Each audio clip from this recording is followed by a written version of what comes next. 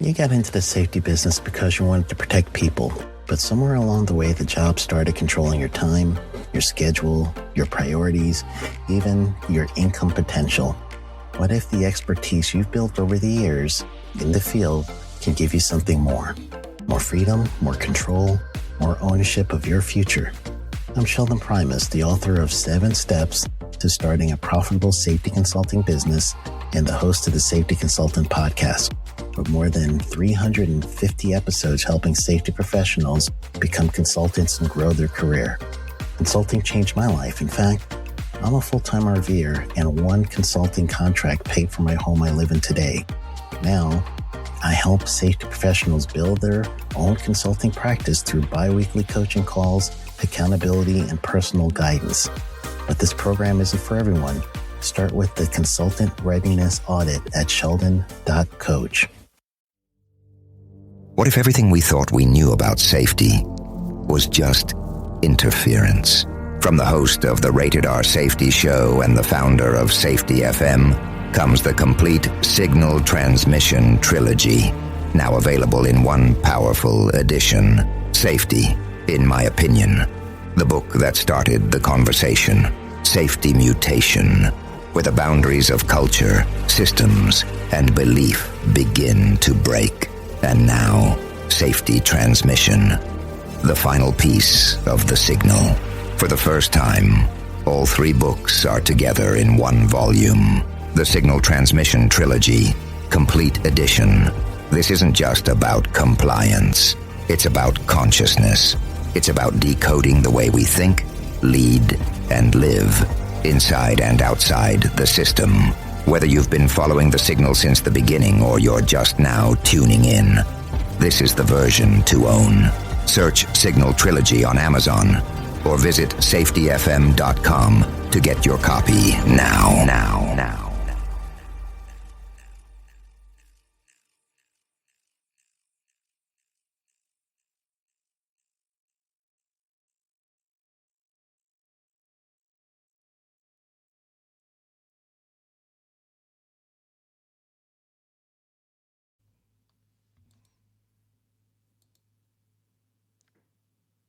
Testing 1, 2, 3. Okay.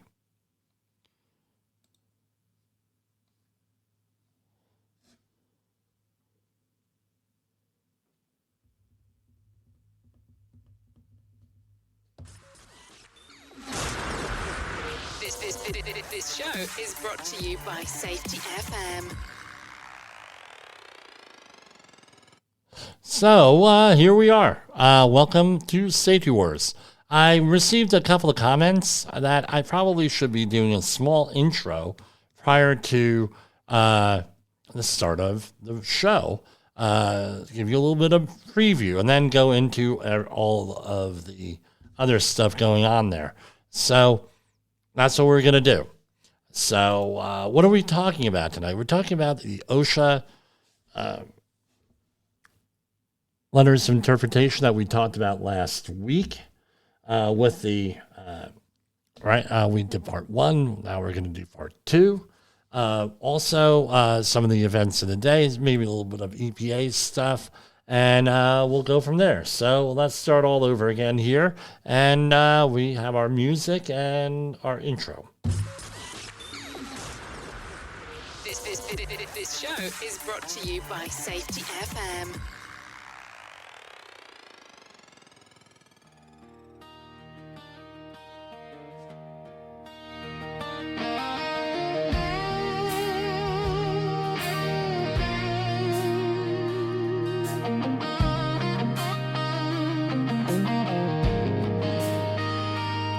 Every day on the job there's a moment. Sometimes you see it, sometimes you don't, where everything hangs in the balance. A loose bolt, a missed clip, a bad assumption. Or maybe the opposite, a choice made right. The right PPE, the right lockout, the right conversation at just the right time. Some folks call that luck. Here on Safety Wars we call it something else. The kiss of safety. The quiet moment where a safe choice gives you another sunrise, another paycheck, another night with the people you love. And the truth, no policy, no regulation, no binder full of procedures means a thing unless you live it, unless your team lives it, unless safety isn't a chore, it's a culture, a war we fight every day, one small decision at a time. Hi, this is Jim from Safety Wars. Before we start the program, I want to make sure everyone understands that we often talk about OSHA and EPA citations, along with some other regulatory actions from other agencies, legal cases, and criminal activity. Everyone is innocent until proven guilty in a court of law. Proposed fines are exactly that, and they are often litigated, reduced, or vacated. We use available public records, news accounts, and press releases. We cannot warranty or guarantee the details of any of the stories we share, since we are not directly involved with these stories, at least not most of the time. Enjoy the show. This show is brought to you by Safety FM. Yes, Christmas season is here at Safety Wars. So I guess we can make the announcement now. If you've been following us on social media, basically, we are going to be releasing our first album next week, or whatever we're calling them nowadays, albums, CDs, or I don't know. Whatever. It's going to be on Spotify, it's going to be on Apple Music, and several other platforms on Safety Warriors. On What's It About? Safety Warriors Volume 1, Safety Wars Christmas Music. Oh yes, Safety Claus is coming to town. Deck the halls for Check the Ladder First, and some of the other stuff there. And all for your listening enjoyment there. Yeah, we got to have fun. Last week, I was sick. Like you wouldn't believe it. I got that tinnitus, and it drives you nuts when I get sick. Especially with a cold or COVID, right? I've had COVID 6 or 7 times, depending on... First time they didn't have the test out, so I don't know if I had it or not. But essentially, the tinnitus is through the roof. Figuratively. I mean, I can't sleep. I can't concentrate. Putting on headphones to do this program, forget about it. And then I had to sit in like 2 hours of conference calls last week. And I came in, I said, dude, can't do it.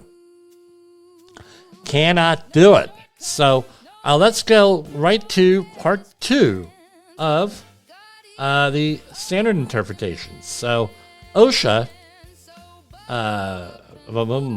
here, hold on. Right, Safety Claus keeps it all just right. So we're going to go right into this. Now they miscounted. They issued 8 letters of interpretation this year. So, not 7.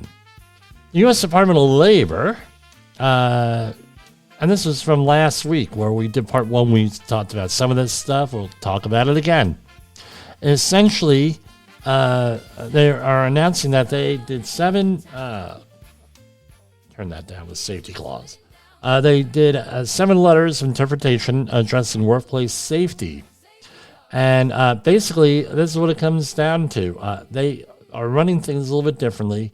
They are putting all of the letters of interpretation that they have that are valid, I guess, in one place. So you could still go and you could still access them through, like you always do, where you have a regulation, and then you have a link on there, letter of interpretation, and then you go and you look it up. Now, and how do you know whether you have that? You have a blue hyperlink with an underline underneath. I know I'm using colors.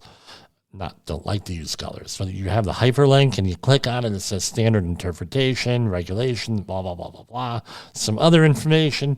But essentially, what's a letter of interpretation? Quick review.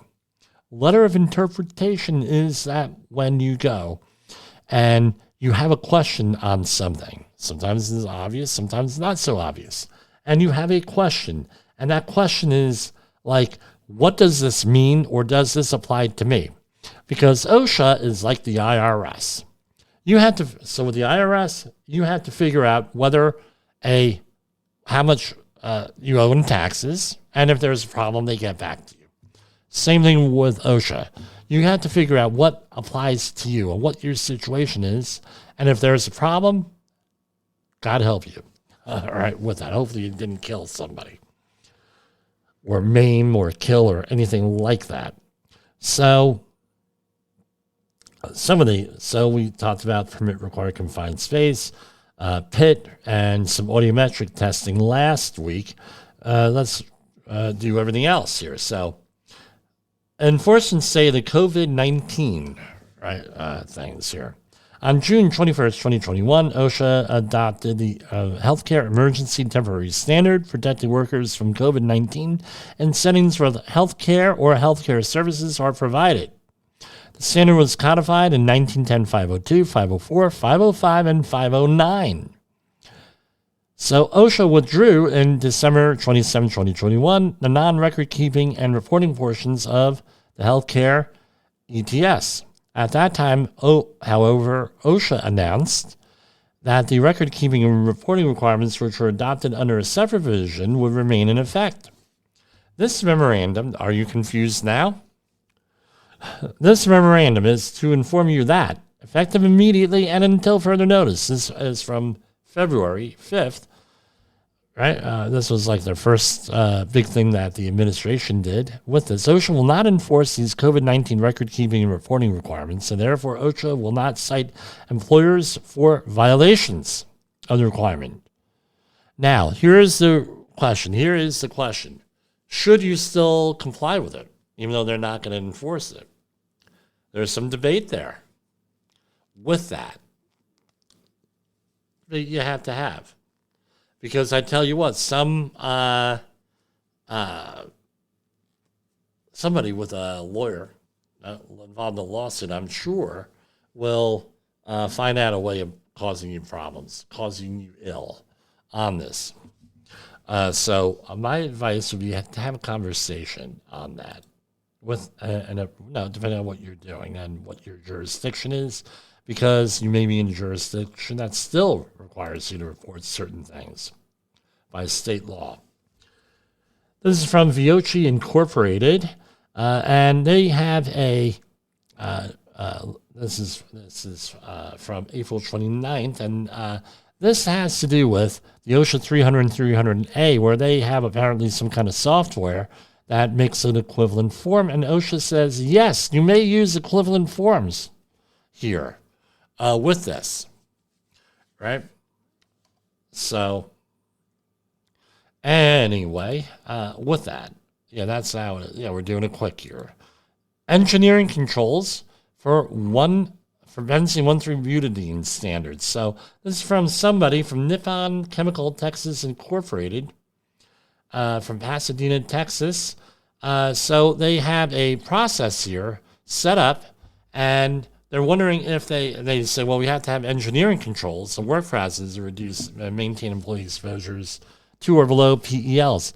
Now, benzene has, not sure about 1,3-butadiene, but benzene definitely does have a 1 ppm PEL, and believe me, if you have benzene in your workplace, take it from me and experience. It is a problem to get that below what you need to do.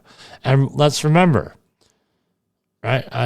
Everybody wants those air purifying respirators. Guess what? Those have limit. You will hit the maximum use concentration very quick, in my experience with benzene.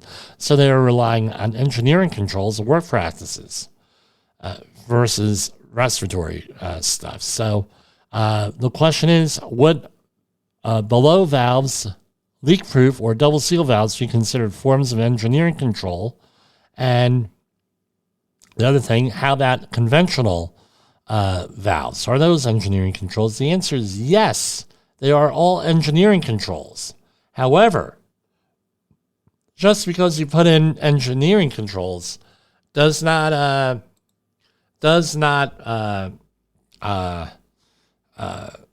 mean that you don't have the responsibility of monitoring that space, monitoring that area for leak detection. Yes. So, with that, audiometric testing. So this is from June 11th. So one of the questions I have is, how do we manage if we have people who are deaf or they have hearing issues, they have a cochlear implant or something else? What are our requirements? Now, this letter of interpretation to SSI OSHA Company from Brunswick, Georgia, asks this question, as far as, do we have to do audiometric testing? Does the cochlear implant have to be on or off when you're doing the testing? And the answer is this: the cochlear implant, you give the instructions, then you turn it off, you take the test, then you turn it back on. And the purpose of an audiometric test is to measure what your natural hearing is, any residual things. My thinking would be based on this, that even if someone is deaf, they would probably have to go for an assessment also and get a doctor involved, because there may be some residual hearing left, right, with that. So, it is what it is. So we're getting a lot of text messages here with this.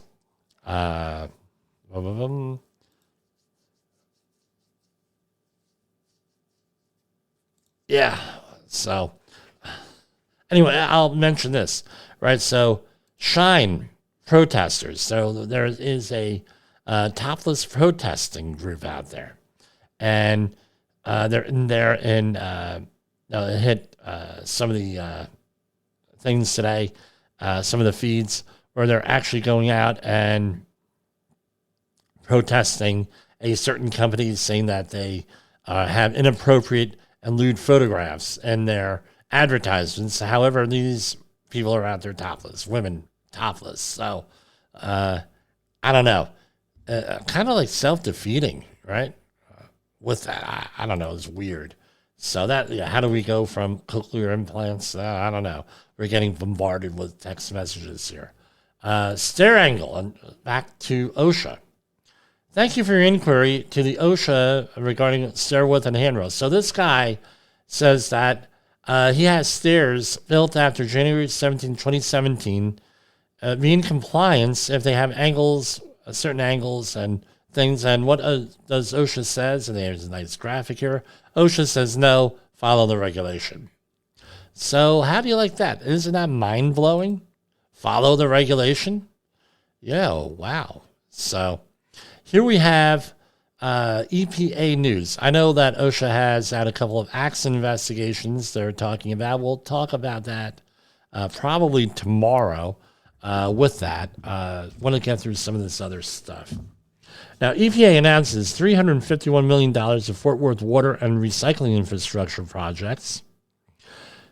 U.S. EPA recently announced over $351 million in funding for the city of Fort Worth, Texas. The funds include an approved loan of $347 million from the Water Infrastructure Finance and Innovation Act, WIFIA, program, and selection of Fort Worth to receive $4 million plus from the Solid Waste Infrastructure for Recycling, SWIFR grant program.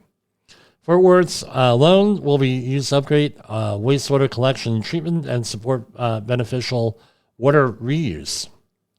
A newly designed and built water reclamation facility will meet the needs of a growing population while treating wastewater to be reused for industrial and irrigation purposes. Just to let you know, we have a thing called the hydrologic cycle. If you go back in the deepest, darkest reaches of your mind from high school earth science and from college, right, where all water was once wastewater, right? You have a cycle. So, I don't know. Here we have this is from Scott Mason, the regional administrator of the EPA. Fort Worth's growth has made it a premier destination in Texas for families and businesses, and has created a greater need for clean water infrastructure and materials management services. Funding from the EPA can help this great city increase capacity to meet those needs and continue the historic pace of growth. And going on, and everybody they're out there backslapping each other and everything else on this. So hopefully it's not wasted. EPA selects local governments from Utah and South Dakota to receive over $8.3 million in solid waste infrastructure grants. Today, the U.S. EPA announced that it has selected 2 local governments from Region 8 to receive over $8.3 million in solid waste infrastructure for recycling, SWIFR, grants to help improve post-consumer materials management and infrastructure. So they are saying, hey, yay. And again, a lot of backslapping here, pats on the shoulders, attaboys, everything else. So this happened yesterday. Trump administration announces another historic milestone toward implementing 100% solution to the Tijuana River sewage crisis. Today, the U.S. EPA is announcing the signing of a historic new agreement between the U.S. and Mexico called Minute 333, marking additional significant progress to permanently and urgently end the decades-long Tijuana River sewage crisis.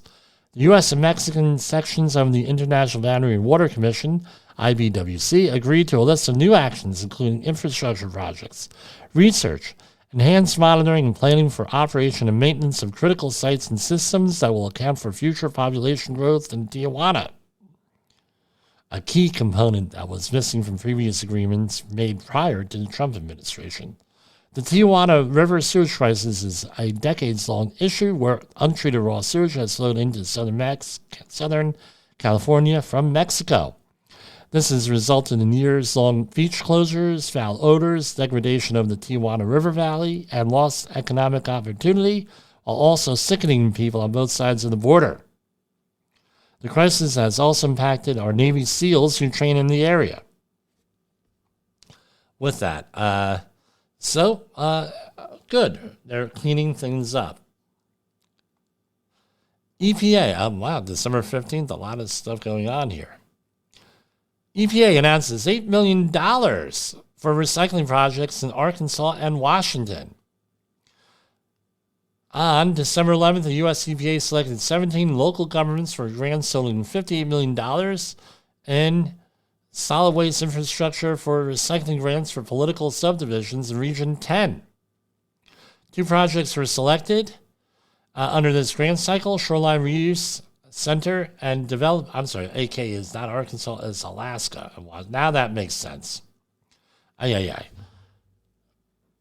Shoreline Reuse Center, Developing Center in Washington, Vehicle End of Life in, I get this name confused, Unalaska, Alaska. So is Alaska or not Alaska? Unalaska, Alaska.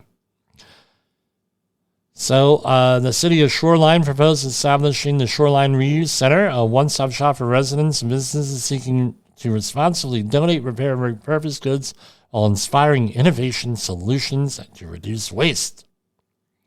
By co-locating a salvage building supply collection over retail space, tool library, and a community bike shop with secondhand bike sales and repair services with space for local reuse and repair organizations to provide additional waste reduction services. Right? With that, and it goes on and on and on. And again, recycling, reduce, reuse, recycle, rethink. Right? Or how do we do it? Recycle, reuse, renew, and rethink. So you go look that up. Not at work, though.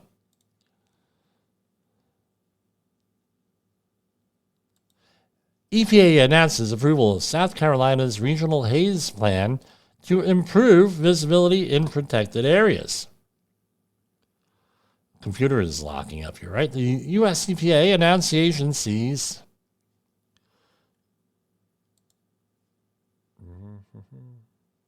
hold on.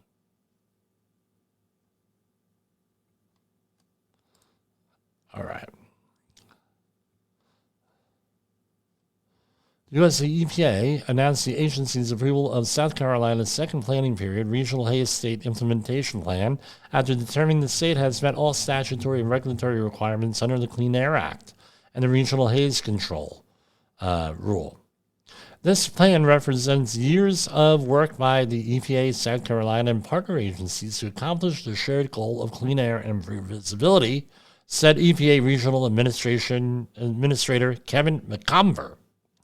EPA reviewed air quality modeling, monitoring data, and emissions information and concluded that South Carolina and the Southeast region are exceeding their timelines to make progress toward natural visibility in national parks and wilderness areas. So they're working on it. Translation. And we have a similar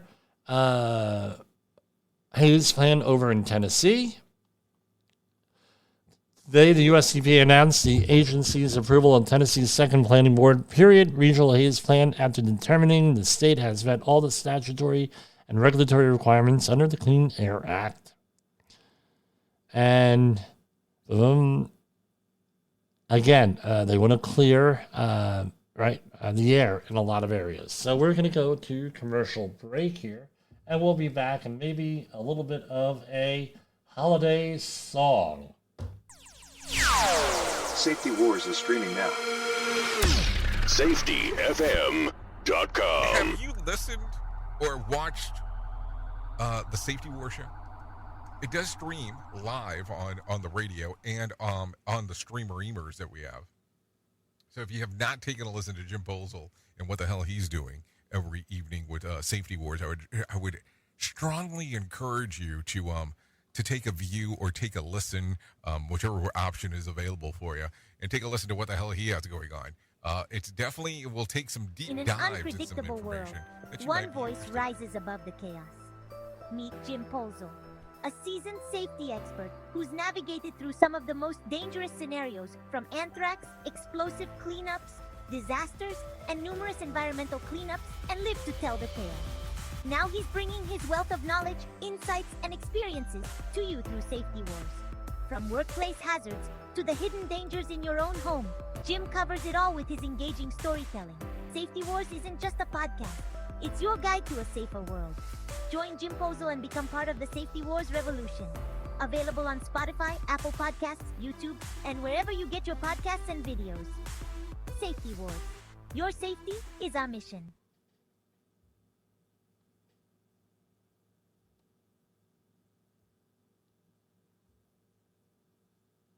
This is gonna blow your mind. There's a new daytime talk show on your local cable access station. What happens when safety, scandal, and heartbreak collide? Welcome to Safety Wars, the talk show. Today's episode is a doozy.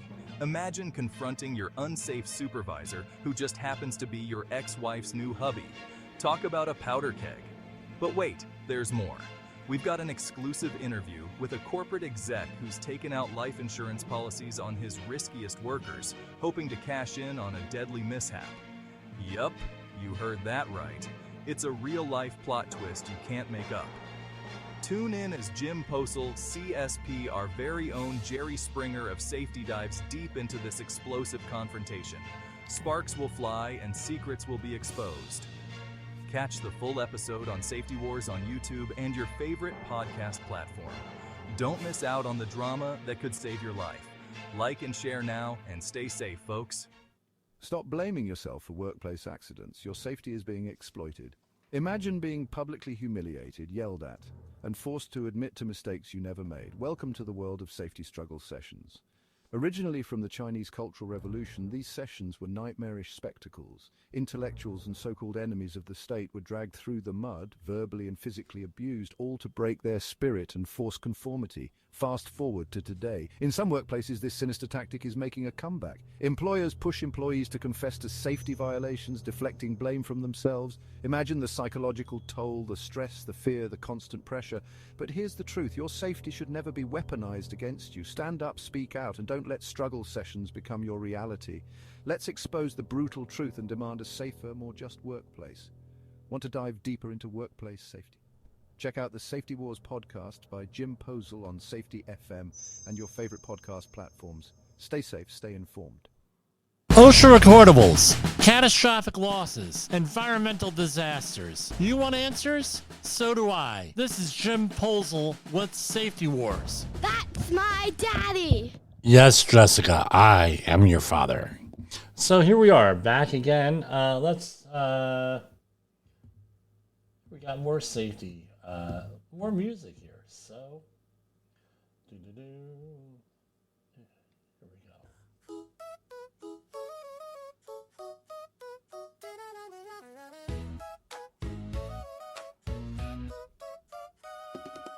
Silent night, not quite serene. Flashing lights paint the scene. The backup beeps a steady cry. Machines sing louder than the sky. Oh, the noise that keeps us sane. A warning hum, a life refrain. High, silent night, except the hum keeps the careless on the run. Don't kill the beep, don't dim the sound. It's the guardian of the ground. Headlights wink, but they can't shout. The engine hums its tireless route, but that beep's a voice we can't ignore. It's the unsung hero at the door. Imagine silence where danger lurks, where wheels roll back and nothing jerks. The beep's annoying, sure it's true, but it saves the likes of me and you. High, silent night, except the hum keeps the careless on the run. Don't kill the beep, don't dim the sound. It's the guardian of the ground.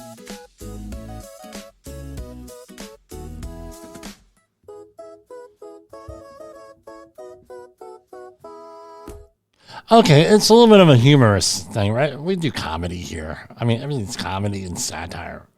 I think Jay Allen calls it satire, right? Radio satire. But you say, well, Jim, so I don't get it with that song. What do you do? Why? I'll explain.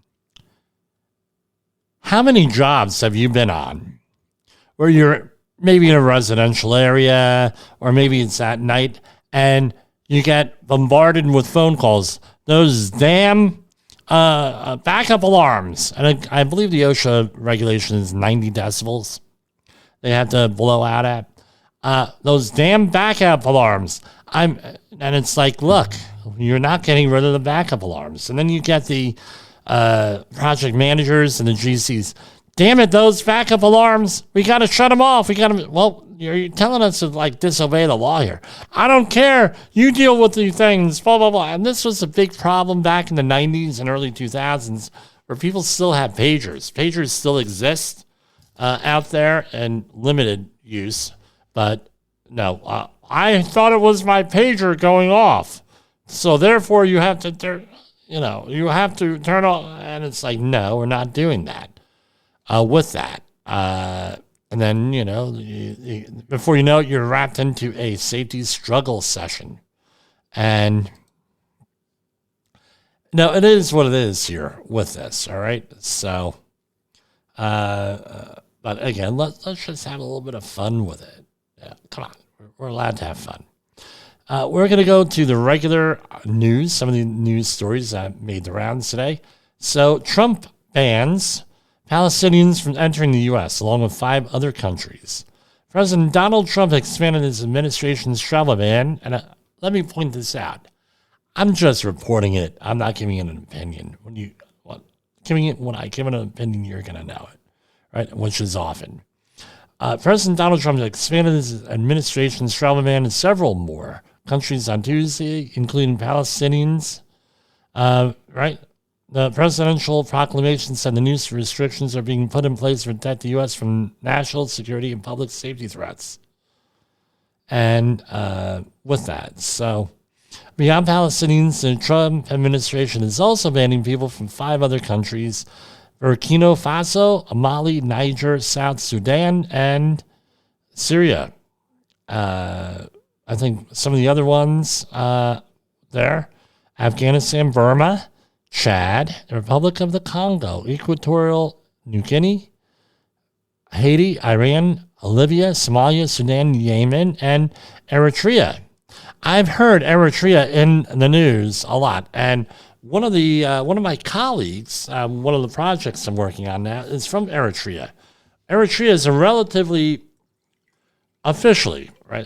Eritrea has been around forever, but basically it's in 1990, 91. It was made out of Ethiopia. So it's northern Ethiopia, and primarily in the mountains it goes, and also along the coast.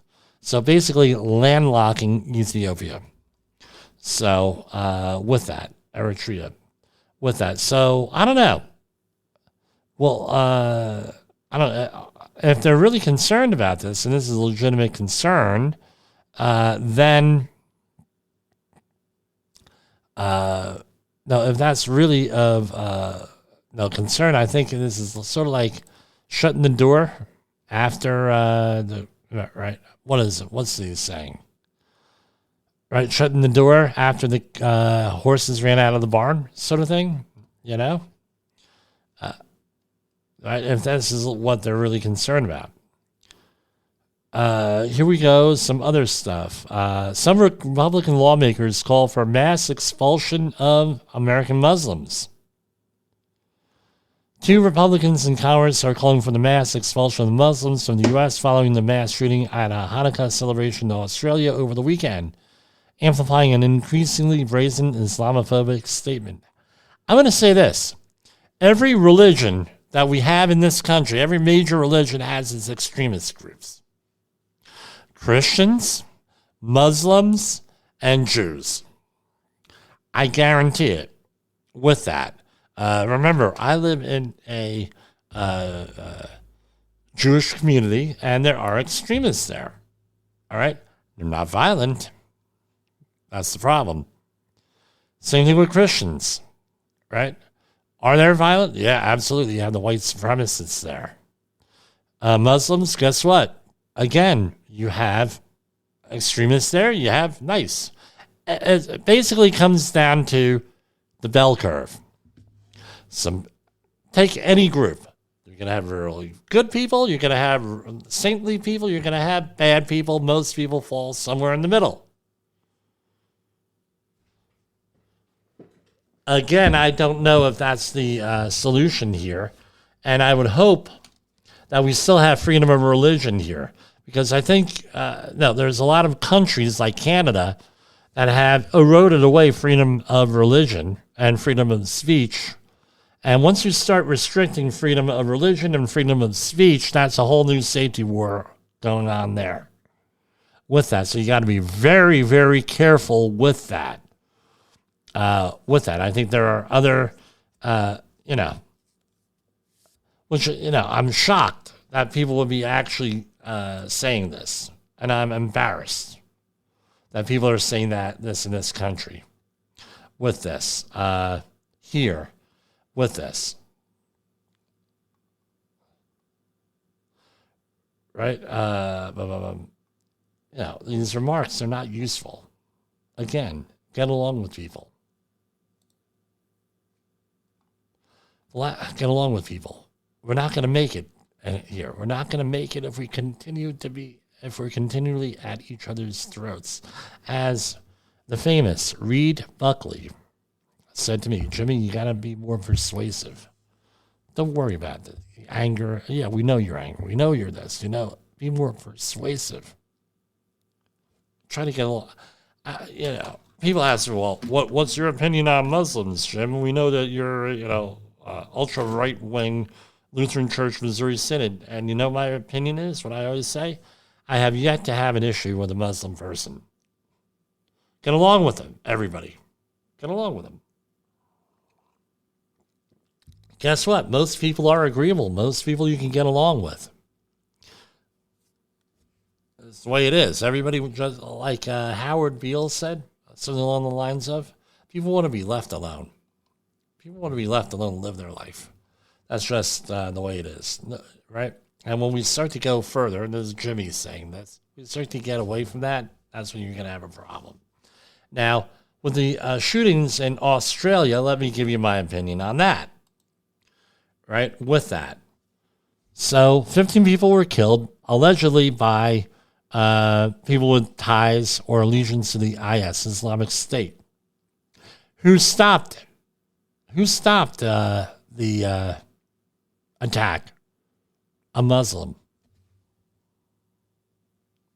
All right.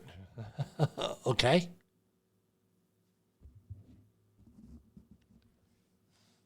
Again, any type of extremist ideology is a problem. I have a problem with. Here we have another one. Here, this is from Wall Street Journal. Here.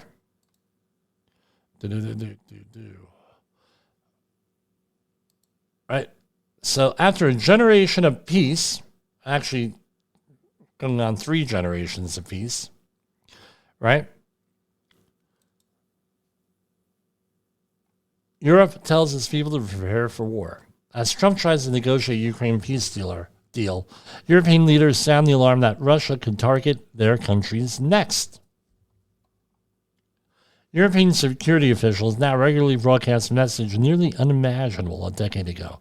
Get ready for conflict with Russia.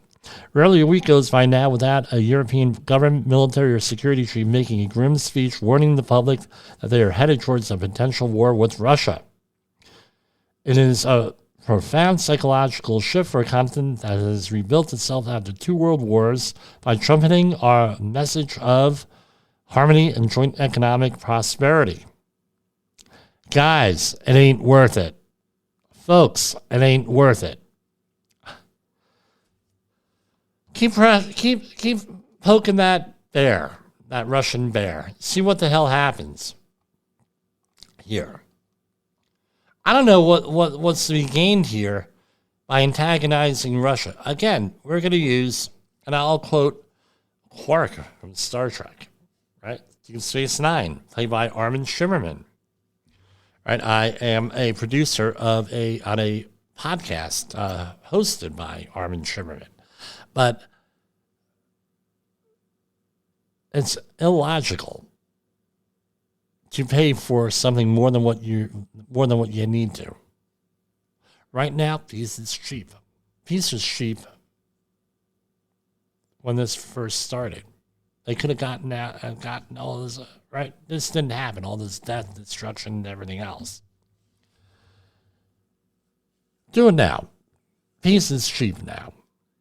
You don't want 50 megaton weapons being launched over at you. Because I tell you what, like I said in my book, Nuclear Terrorism, when you're dealing with people who are on a mission from God, and I'll add any other zealot, you can't reason with them. For a lot of reasons. They're dealing with things, again, peace. Russia threatens to invade Europe and destroy Berlin as all-out World War III fears erupt. The Russian president has done little to ease fears that he harbors even greater ambition should his forces prevail in Ukraine. So this is more or less the other side of this here. Russia threatens to invade Europe, and right again, are we going to take these seriously or not? Or are we going to negotiate for peace? Negotiate for peace with this. Again,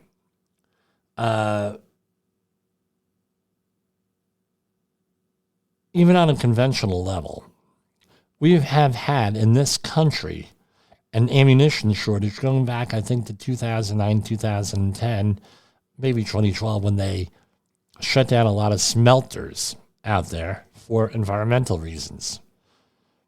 Price of ammunition has gone up.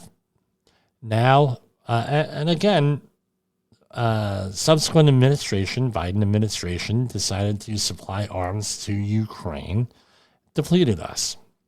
We have very limited means of replacing that. We could have article after article after article.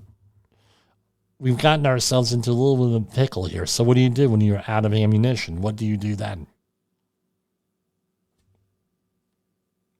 The unthinkable.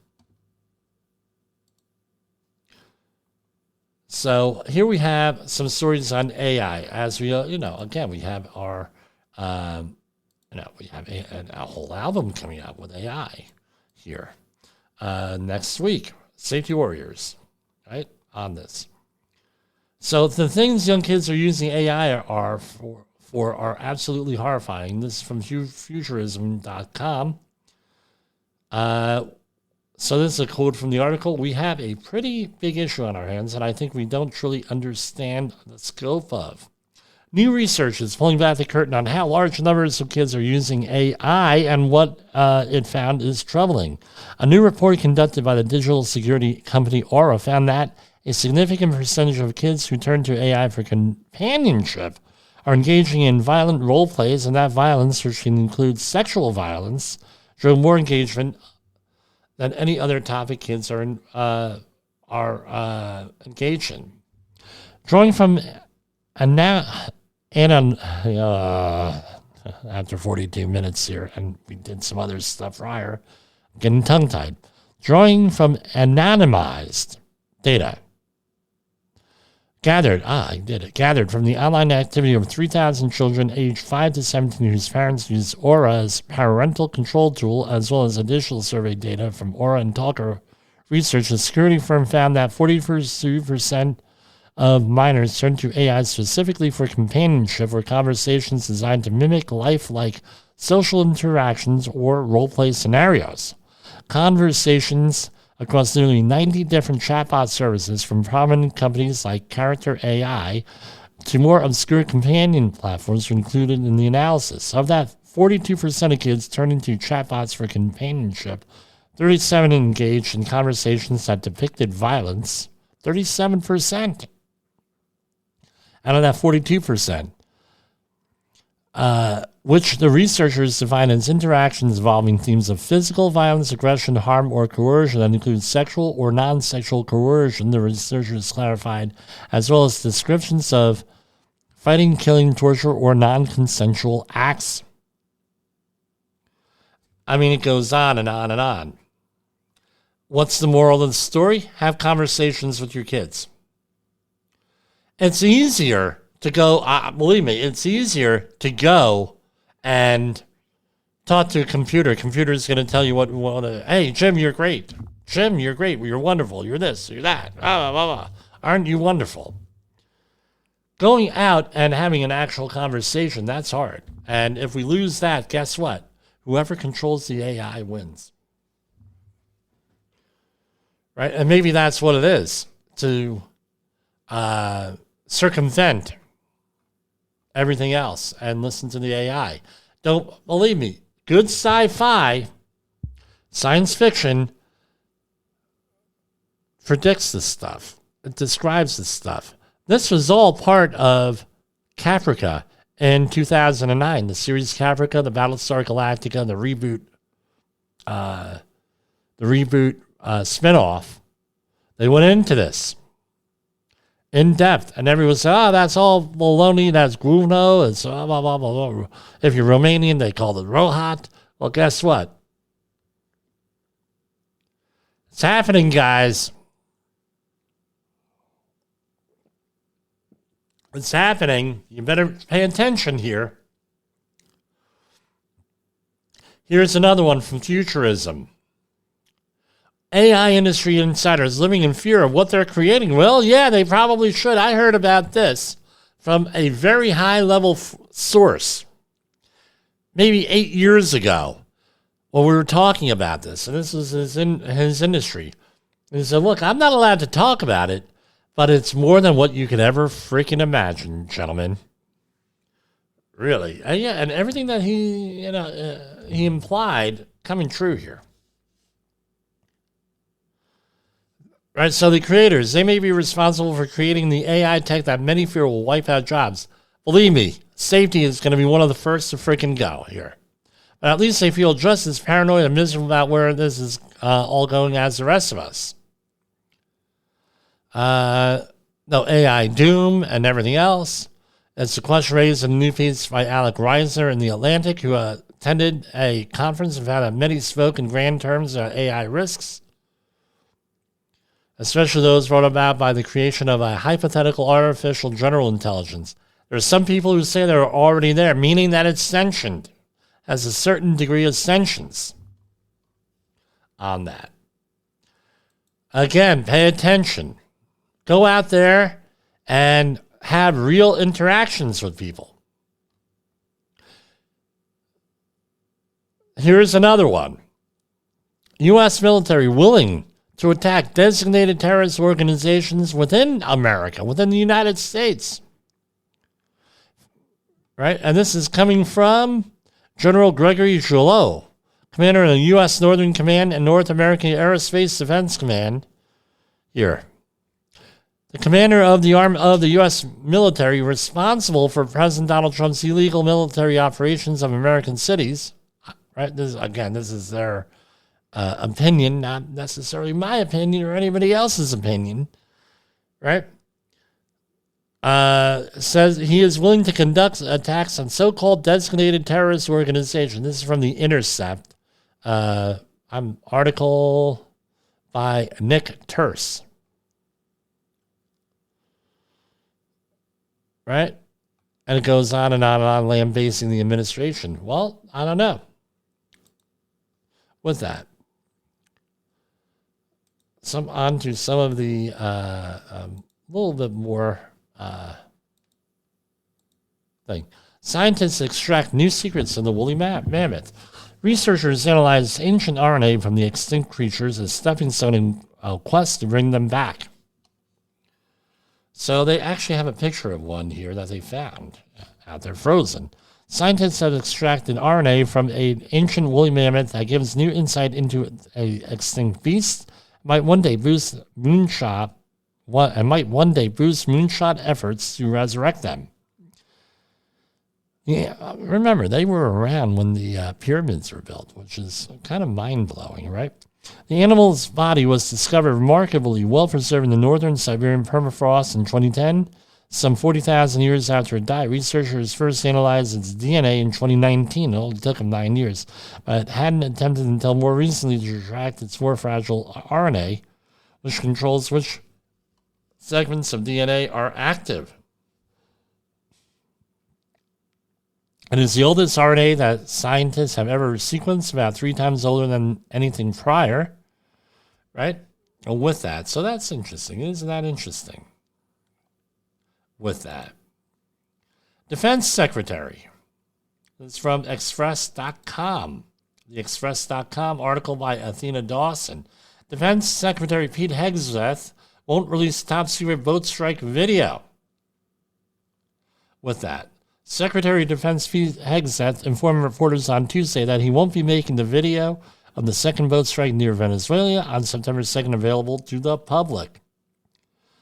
In keeping with long-standing Department of War policy, Department of Defense policy, of course, we're not going to release a top-secret full unedited video of that to the general public.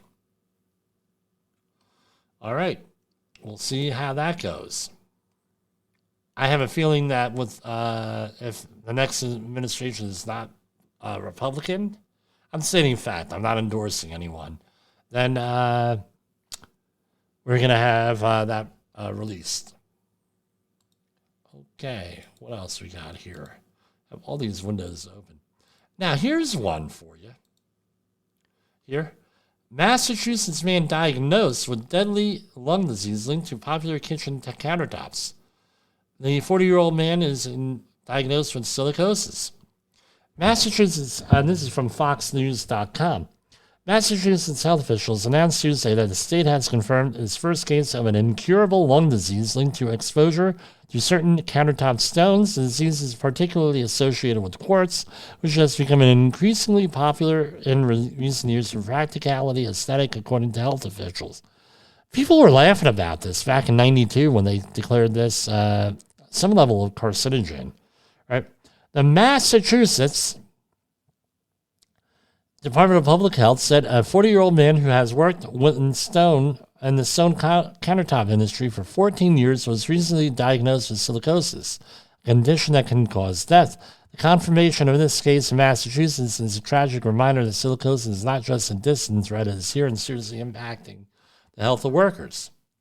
I mean, this has only been known since like the 1930s. I mean, my dad taught me about this back in the 70s. The dangers of dry cutting, but you go by on any construction job in New Jersey and you'll see a police officer, a state trooper there on duty, right, directing traffic or just being there, right, doing detail work, what they call. And you see this big cloud of smoke and of silica sand in violation of state law. They just sit there out of their jurisdiction. Yeah, whatever. The disease is preventable but irreversible and progressive. Symptoms include persistent cough, shortness of breath, fatigue, and chest pain because there's often a long latency period between exposure and system onset. I mean, after 9/11, we're still going through this stuff? Really? I do know that OSHA has been paying visits to things. I know somebody who got a visit from OSHA.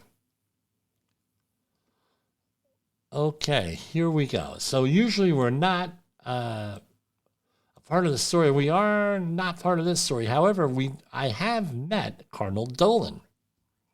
I was at a Boulders game a couple years back, a Rockland Boulders game, and I'm sitting down. It was Catholic school night, and who's sitting in front of me, or might have been on side, was Cardinal Dolan. And of course, he's being gracious as ever, and I didn't tell him I'm Lutheran, but what ended up happening was everybody, oh, Cardinal, I got to get my picture. And he's very gracious, all annoyed. And you can see the man's getting visibly annoyed here. I said, and I'm talking with, I said, Your Eminence. And his ears picked up first up. Would you do me the honor of allowing me to take a selfie with you here? And he said, certainly, my son. Absolutely. So, again, being polite pays off. And we took a nice picture of him, sent him over to fan of the program here, Father Pete. And Father Pete emails me, texts me, you know, I know him really well. He was one of the professors when Father Pete was in seminary. So pretty cool. But anyway, great guy. I mean, I talked with him. I actually like him. Better than McCarrick, I'll say that much. So, but anyway, Cardinal Dolan's going to be resigning. He's a cardinal of in New York, Archdiocese of New York. He's hit the retirement age. And they're going to be picking up somebody else. When I saw that he was resigning, I was like, man, one of the really good guys, right? Resigning, that's too bad. But anyway, he, good for him. I hope he, wish him success in his retirement. Here we have MIT nuclear science professor found shot dead in a home in Swanky, Massachusetts. Well, what the hell is this? All these high-end college people from Brown University. And here we have a very young, this guy says he's 47, but he can probably pass for one of the students he's teaching. What was he studying? Let's start a conspiracy theory. What was he studying here? And who wanted him dead? Rest in peace. Here we have flu cases skyrocketing in New York City earlier than expected. The city and surrounding region had some of the highest levels of flu-like illnesses in the United States. Ay. FBI offers $5,000 reward because Ashley Wazalewski was returning home from Forsyth Park when somebody dumped acid on her face. Ay. All right, coming up the last 4 minutes here, we'll talk about that. New Jersey news. Anyway, New Jersey, again, we had earlier this year all that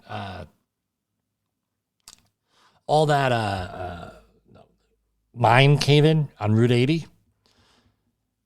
Anyway, New Jersey is now going to start looking at the 700 or so abandoned mine locations and if they're stable or not. Let's see what else. When you look at the locations in the mines, it's like, holy crap, where did they build all the roads and all the major things? Right over the mines. So, yeah, probably about 100 years ago. Yeah, they probably should be evaluated. I tell you what, if I was buying property in New Jersey, guess what? I'd be on that map so quick, it's not even funny. Find out what the hell's going on. So, for Safety Wars for Tuesday, December 16th, been great here. We had our audio part. We had video issues here. So, our audio here is, so some of this will be observed out into video. But anyway, looking forward to seeing you tomorrow here on Safety Wars. God bless everybody. And, you know, I don't like to be so negative. It was kind of a rough night here. So, again, look up. Things are getting better, as my mom said. And today's she would have been 92 years old. So, happy birthday in heaven, Mom. So, for Safety Wars is Jim Polzel. The views and opinions expressed on this podcast are those of the host and its guest and do not necessarily reflect the official policy or position of the company. Examples of analysis discussed within this podcast are only examples. They should not be utilized in the real world as the only solution available, as they are based only on very limited and dated open source information. Assumptions made within this analysis are not reflective of the position of the company. No part of this podcast may be reproduced, stored in a retrieval system, or transmitted in any form or by any means, mechanical, electronic, recording, or otherwise, without prior written permission of the creator of the podcast, Jay Allen.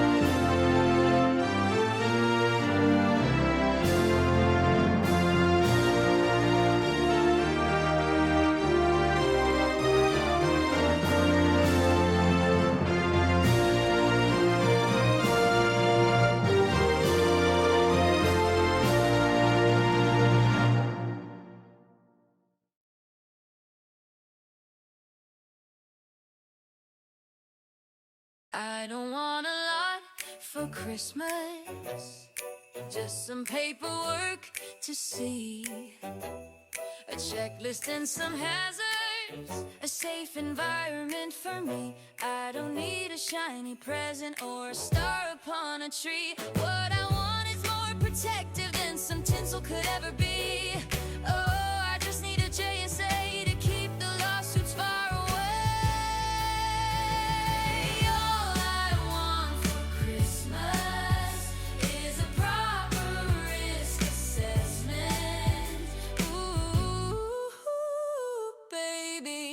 I don't ask for much this season, just a form that's filled out right.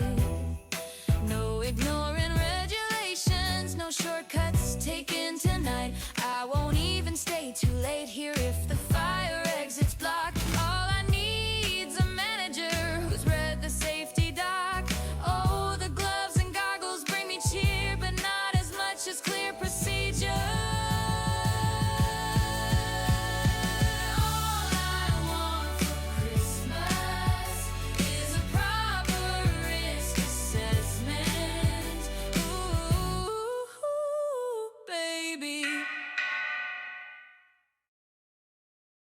You got into the safety business because you wanted to protect people, but somewhere along the way, the job started controlling your time, your schedule, your priorities, even your income potential.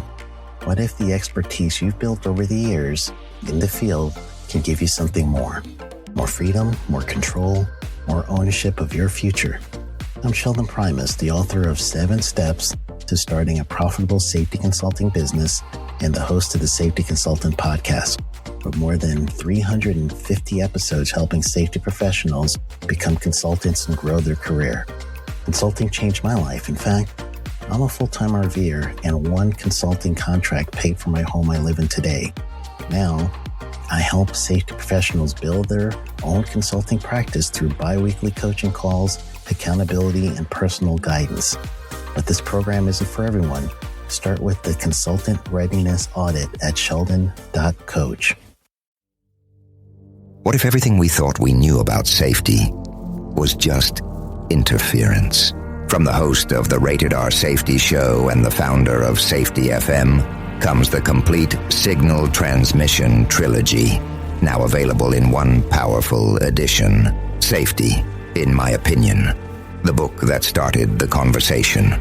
Safety Mutation, where the boundaries of culture, systems, and belief begin to break. And now, Safety Transmission, the final piece of the signal. For the first time, all 3 books are together in one volume. The Signal Transmission Trilogy, Complete Edition. This isn't just about compliance. It's about consciousness. It's about decoding the way we think, lead, and live, inside and outside the system. Whether you've been following the signal since the beginning or you're just now tuning in, this is the version to own. Search Signal Trilogy on Amazon or visit safetyfm.com to get your copy now.